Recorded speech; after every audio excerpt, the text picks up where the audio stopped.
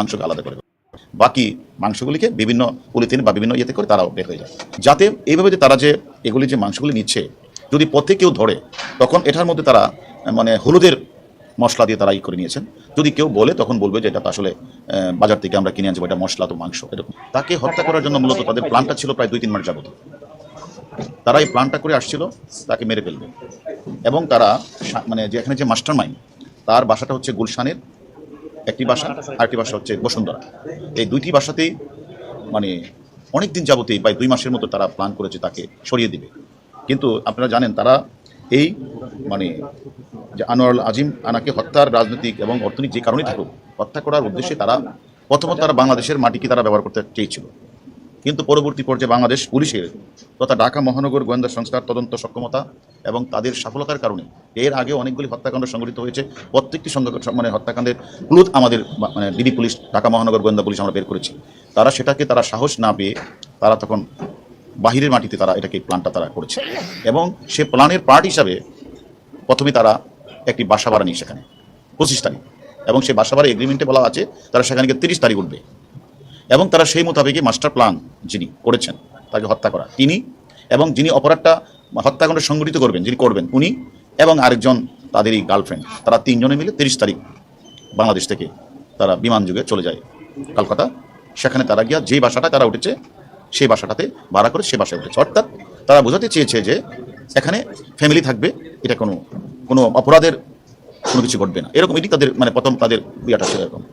এবং তারা ঠিক 2 মাস যাবত আবার এটাও খেয়াল রাখছিল যে কোন সময় আমার যে ভিকটিম তিনি কলকাতা দেখ, উনি কলকাতা মাঝে মাঝে যান, আগেও যে অনেকবার গেছেন, এবং উনি অনেকদিন ছিলেনও এক সময়, ওনার কিছু বন্ধুবান্ধব আছে। তিনিও এই 12 তারিখ উনি চলে যায়, সেখানে হলো তার বাসা, তার বন্ধুর বাসা গোপালের বাসায় উঠে গিয়ে 12 তারিখ। আর এদিক দিয়ে আর আগেই কিন্তু ওরা জানে যে ভিকটিম 12 তারিখ যাবে, তাদের কাছে প্ল্যানটা জানার পরে তারা 30 তারিখ সেখানে তারা এখানে যায়, গিয়ে ওইখানে আরও 2 জনকে তারা হায়ার করে, অর্থাৎ এই বাসাতে আসা যাওয়া করবে এই 2 জনকে তারা টিক্কা করে দেয়। এর মধ্যে একজন মানে জিহাদ অথবা জাহিদ, আরেকজন হলো সিয়াম, ওইখানে ঠিক করে দেয়। তারপরে উনি যে মাস্টার মাইন্ড, উনি সেখানে সব কিছু ঠিক করে কোন গাড়িটা ইউজ হবে, কাকে কত টাকা দিতে হবে, সেগুলি ঠিকঠাক করে কারা কারা থাকবে, এই অপরাধটা সংগঠিত সবাইকে 5-6 জনকে রেখে উনি আবার 10 তারিখ উনি চলে আসছেন, বাংলাদেশে চলে আসছেন। এইদিকে আমাদের ভিকটিম উনি যখন গেলেন 12 তারিখ গোপালের বাসায় ছিল, 13 তারিখ ওনাকে তারা ওই যে চক্রটার সাথে সাক্ষাৎ, উনি বলেছে আমার একটি কাজ আছে, আমার বের হতে হবে। 13 তারিখ উনি যাওয়া, ওনাকে প্রথমে একটা সাদা গাড়িতে করে ফয়সাল নামে একজন সাদা গাড়িতে রিসিভ করার পরে ওনাকে সেখান থেকে নিয়ে আর কত দূর গেলেই সেখানে যে মূল হত্যাকাণ্ডটা সংঘটিত করেছে উনি আর হচ্ছে আমাদের ভিকটিম আর ফয়সাল এই গাড়িতে উঠে, আর ইন্ডিয়ান একজন ড্রাইভার ছিল রাজা, সে বিষয়ে কিছুই জানে না, সে জাস্ট ক্যারিয়ার, সে তাদেরকে নিয়ে ওই বাসায় যায়। ওই বাসায় যাওয়ার পরপরই আরেকজন ব্যক্তি আছে মুস্তাফিজ নাম, উনি ওই বাসায় ঢুকে গিয়ে, এবং এরা ঢুকার পরে আর সেখানে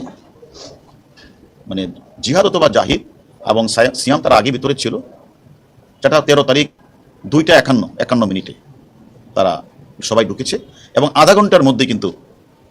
মানে এই নৃশংস বর্বরচিত হত্যাকাণ্ডটি সংঘটিত হয়ে যায়। এবং তারা